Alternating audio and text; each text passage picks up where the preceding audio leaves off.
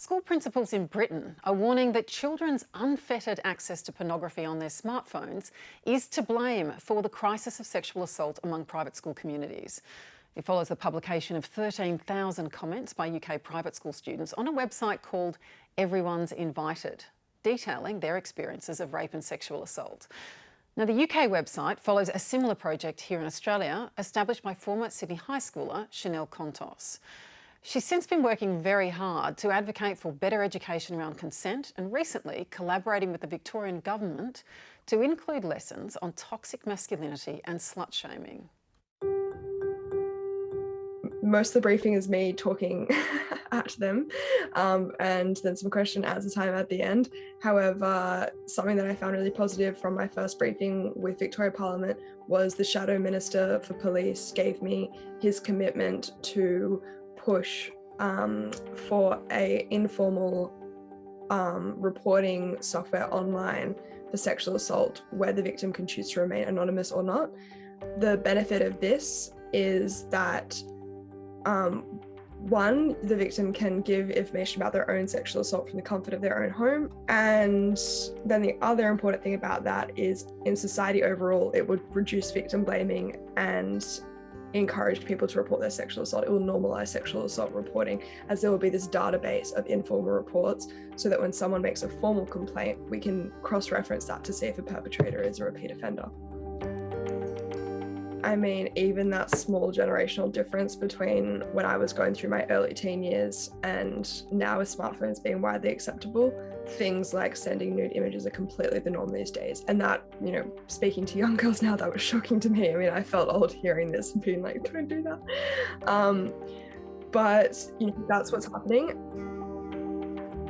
The new thing is porn literacy. We need to sit our children down and tell them that porn is not real. We need to tell them that they need to manage their expectations. We need to tell them that these are paid actors, that this is not what your first sexual experience should be like. We need to have these conversations that for some reason our society deems hard and awkward, but without them, you know, children don't know. And I don't know how to stop a 13-year-old boy from watching porn, but I do know that we can make it not their only form of education. Abbie, I watched your trajectory with such fascination after you were like on The Bachelor, and there was just so much focus on your sexuality. Yes. And it went on and on and on. And we'll talk about the kind of the impact that that probably had, I guess, in a moment. But you then have gone on to have a podcast and a presence on Instagram where you talk a lot about sex positivity and people talk to you about their experiences. So I'm interested in your reflections on this. Like, do you think porn is an issue when it comes to questions of consent and rape and sexual assault? So initially when we were thinking about these topics, my initial thought was not that it was a no, but I thought, what can we do about it? And is it Chanel? It's Chanel. Yeah. Chanel. I was going to say Chantel. Yeah. Chanel's description of sitting kids down, making them understand that porn is paid actors. It is not real life, and it shouldn't be assumed that everyone consents to those acts that they're watching when they watch porn is, I think, the absolute answer. Right. So I think that porn can increase the amount of unconsensual rough play, kink play that isn't spoken about. I don't think it is the absolute cause of the amount of sexual assaults being reported, because I think that perhaps they were always there, they just weren't spoken about. Because I've never been invited to speak up my sexual assault when I was a teenager. If I was, I'm sure 90% of my friends would have a story. Right. So I don't think that porn is the cause of that, but I do think it heightens it and it magnifies it. And I think that is an amazing idea to have information around consent, toxic masculinity, but also an explanation of porn in high schools when it comes to sex ed. Some kind of, there is talk of pornography curriculums where they talk about it. But just to go back to your earlier point about aggression, I mean, there are a bunch of meta-analyses, and there's one there's two that found men who use pornography more often are more likely to practice dominant, degrading practices, gagging, choking, and women who use it are more likely to practice or desire submission. So without wanting to regulate people's desires, can it be the question that this is a place where women's consent just really doesn't feature? Yes, so this is actually a very interesting thought. I've had this conversation only in the past 2 days about how feminism intersects with pornography and that traditional go-to kink of a man being dominant and a woman being submissive. And I think that that really feeds into society's expectations that come from the patriarchy of women being submissive, and that's a huge turn on. And I've even read articles about porn creating a society in which non-consensual sex, rape is sex. That's an attraction. That is what men desire, is non-consensual. It's the whole thing of a boy will chase you if he likes you. That comes out from rape culture. I do think that for me, watching porn, I mean, the algorithm of porn will send you into deeper and deeper kinks and deeper violence. And I think that I probably do increase my, tendencies to whichever way I want to go as I watch more porn. I'm not sure if it's the entire cause, but I do think it really amplifies those things. Is a factor. Aurora, what do you think? I mean, do you think that, like some people say, by kind of focusing on porn, we let the institutions that don't hold perpetrators to account off the hook? What do you think? Yeah, I think, porn, I guess, also sits on a spectrum in terms of being some of it's more ethical and not. But I think it's, the unethical end of it is, a symptom of a society and a problem that we have with colonial structures and with patriarchal structures, which submit women and people of colour and difference as well, and they give dominance to certain groups. And we live in schools that often the leadership are male, even though many of the teachers are female, and the systems of leadership are replicated there. And we see that in the society that we live in. I think most women, in particular, but other people as well, will have had experiences of harassment in a workplace, walking down the street. We've seen what's happened in Parliament, and I think we have a whole range of inputs into not just young people, because actually we see that this culture abounds at all levels and all ages, but there's a whole range of inputs where we learn about consent, we learn about relationships from the media, from the structures, the institutions. We know what we can get away with, what behaviours are enforced. We look at our parents and their relationships. So it's not just, I think to blame porn is kind of like, it's a very explicit in your face kind of thing. It's easy to blame that. And actually, we are very hands off as a society in having an open conversation about relationships and sex. I think because it's kind of icky and uncomfortable for people, which then makes it a hidden thing that becomes icky and uncomfortable for the next generation. Not on Abbie's podcast. No, my podcast. It's on. No, it's on. There's demonstrations. Kerryn, what do you think? As a GP, what's your take on this? Well, I think a lot of people are trying to come up with the answer, and I don't think it's a simple answer. I think this is a very complex area of social interaction, and perhaps so has it always been. And I think we're looking for a simple sort of cause and effect, and therefore solution. And I don't think we're going to come up with that. So I think, and another complexity too is generational change. And the generation, we're not talking about 20, 25 years here. We're talking about, as Chanel so rightly said in what she was saying, the generation might be 5 years or less. And so what 18-year-olds are experiencing now is not what an 18-year-old was experiencing 5 years ago. And so I think we need to be doing research, scientific research, talking to young people, talking to the people that are actually affected by this cultural shift, and making sure that any kind of information is really well informed and contemporaneous, and so that we are actually responding in real time to what's happening. Because, as we've heard, things like Instagram and TikTok are literally instant. And so what's happening now is what young people are doing now on their smartphones, not perhaps what it takes a year or 2 years to formulate an education program, and by that time and an academic research paper, and it just keeps. So I think we need to keep on asking and engaging young people themselves in not only the research, of course, but in the solutions of what's happening and what will work for them. Yeah, and what actually is consent. Now, Peter, I'm assuming that pornography isn't on your curriculum. You might be surprised. There are a few things here or there that might touch upon it. A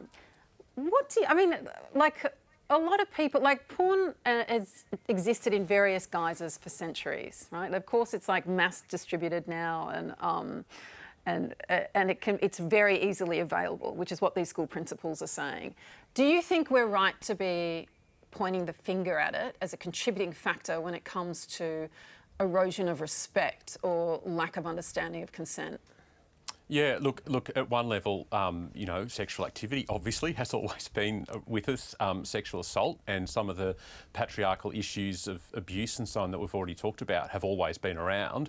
I guess the new thing is the technological availability of porn, and you know, I think it's unrealistic to try and prevent kids getting access to it. Anyone who's seen a toddler with a iPhone or something, you know, will know what I mean. So for me, a lot of work's been done in the university sector around consent training for students. So what does it mean to say yes? You know, not just yes because you feel peer pressure, but because you really want to do something with somebody else. The consent training is being really important, and a lot of that for me has focused around the concepts of respect and the concept of shame.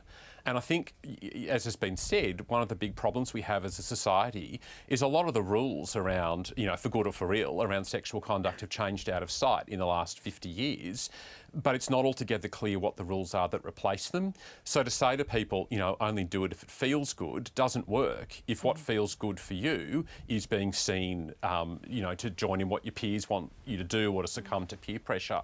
So I think what we need is a widespread conversation about respect and how we can help people respect themselves, but also in a way that removes the shame. So let's be clinical about porn. You know, let's have education programs about it and show it up for what it is rather than let this happen behind closed doors. Abbie, like, we have been having this conversation so fiercely in the last few weeks, and so many stories of assault and so much discussion of consent. And we've talked about it on this show with police officers, with lawyers, with survivors. And a lot of people have said that they've, especially a lot of women I know, but I know some men too, have said that they've gone back and thought about their early sexual experiences and gone, hang on a minute. Yes. That wasn't right. Yes. Has that happened to your friends as well? Yeah, absolutely. So I have made a lot of friends in adulthood. I've been very lucky to make a lot of friends as an adult, and we've been having, you know, having a wine night, and they've told me a story from high school or from, you know, their late teens, and they've said, I've stopped them and said, do you feel is anything wrong with this picture here? And often they have this moment of realisation. They go, wow, that really wasn't consensual. That was sexual assault. Similarly, a few of my male friends recently have been doing their own feminist reawakening, which is exciting for me, but a bit late. We're 30. Still, but they have better than not having it. Absolutely. Yep. But they've had to really seek out those resources by themselves and being involved in book clubs. And they've said to me, you know, I've realised that some things that I've done when I was in my early 20s were consensual, not on the level of, because it wasn't, I guess, that violent rape. It was just coercing, or one of my friends said that he would sleep with women and he wouldn't ask for affirmative consent because he would be concerned that he would get rejected midway through. That's a red flag. That's a red flag, Yeah. right? He was a teenager when he was saying this, but, Right. well, you know, and this is him looking back and saying that wasn't okay. I think something that we could teach younger people, and maybe this could be through a social media campaign, because I actually don't see many full-blown social media campaigns that have a dedicated funding, is checking in with yourself and your partner along each step. And I've heard this very recently, the past week, from a friend of mine, and he was saying that every date that he has, if he goes to kiss someone, he'll say, what do you want to do now? And they'll kiss. And then it's, what do you want to do now? Oh, I'd like to go home. And it's making sure that everything you are doing is the top priority for you, not just what you are okay with doing. It's what you would like to do. Right. And I think that was really revolutionary for me. I don't know. Massive conversation, right? Yeah. In terms of the shift. Meanwhile, there's another petition dealing with the issue of toxic relationships that's also gaining momentum. Viewers of the reality TV series, no, we haven't discussed this on The Drum before, but let's do it tonight. Married at First Sight are appealing for Channel 9 to apologise for airing certain scenes between couple Melissa and Bryce in the latest series. There was a rumour about Bryce that he has a girlfriend outside of the experiment, which was started by another one of the wives. You were apparently buying a gift and sending it back with a friend from Canberra. If I had a girlfriend on the outside, why would I tell anyone? Like, I believe Bryce straight away. He's been nothing but honest with me from the beginning. Is there any truth to this girlfriend rumour? No?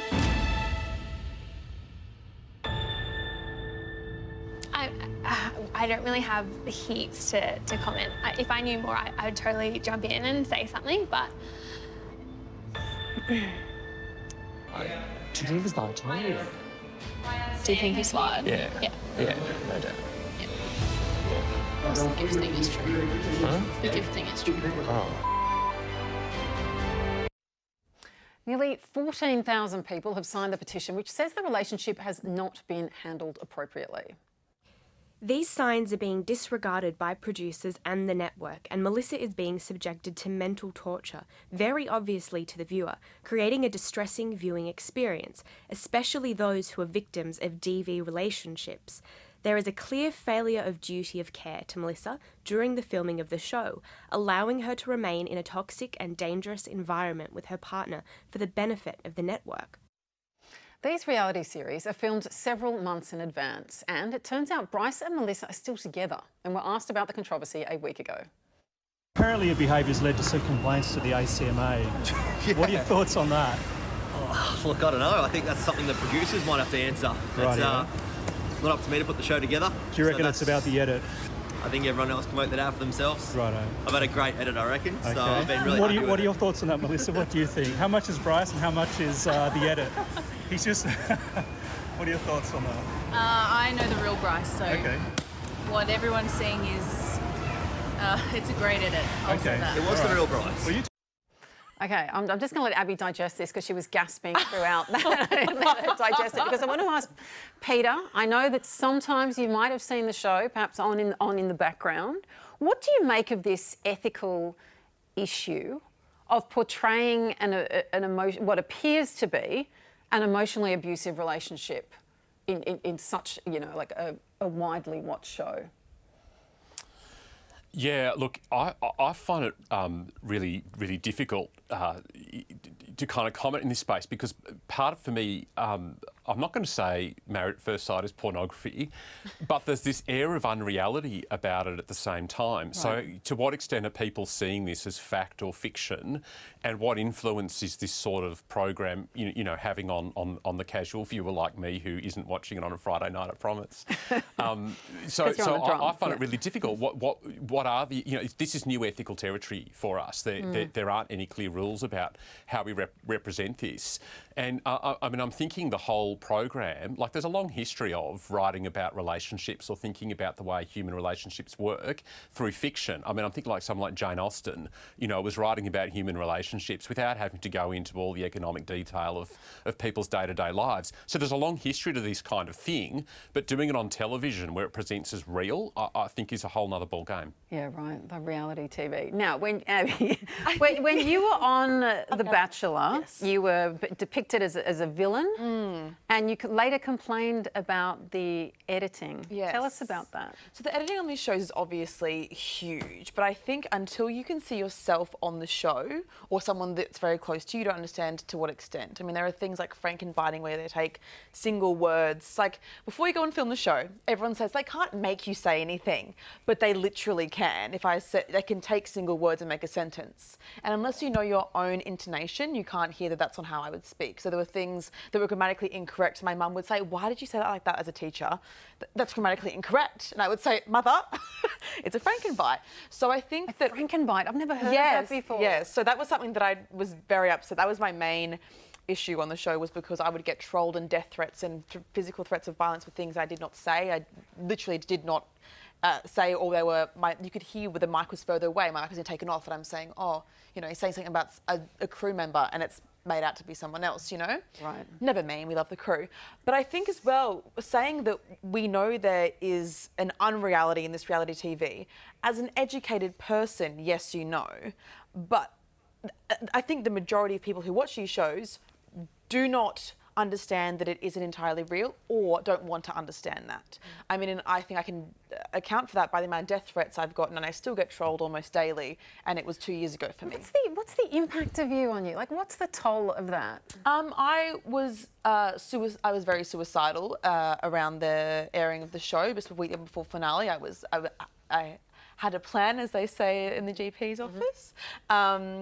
Because of the Kerryn's looking at you very worried now. I know, no, but it's fine. But no, but it's fine now. I mean, it got to a point where I was getting thousands of messages a day. I was sitting at my office job just crying. I would wear my hair slicked back because I have very obvious curly hair. I was scared people were going to hit me on the street. It was very bizarre. I then moved into a new place, got a death threat, had to call the police. It's very intense. So while I would love to think people don't think this is real, people do think it's real, or they take that opportunity to project themselves onto the show. So with Bryce and Melissa, it does concern me for victims of DV that they will project themselves onto the show and think that is normalised, or see themselves and feel re-victimised. And I think that doesn't really matter about the editing on this show, because at the end of the day, they are presenting this narrative. Whether or not, I don't really care about Bryce. I don't care what he's doing right now. What I do care about is victims of domestic violence, seeing that reenacted, and also going back to young kids and younger people, seeing that as a normalised relationship and thinking it's all right. All right, look, if you've been affected by anything we've been discussing, because these are tough conversations, call Lifeline on 13 11 14 or 1 800 RESPECT on 1 800 737 732.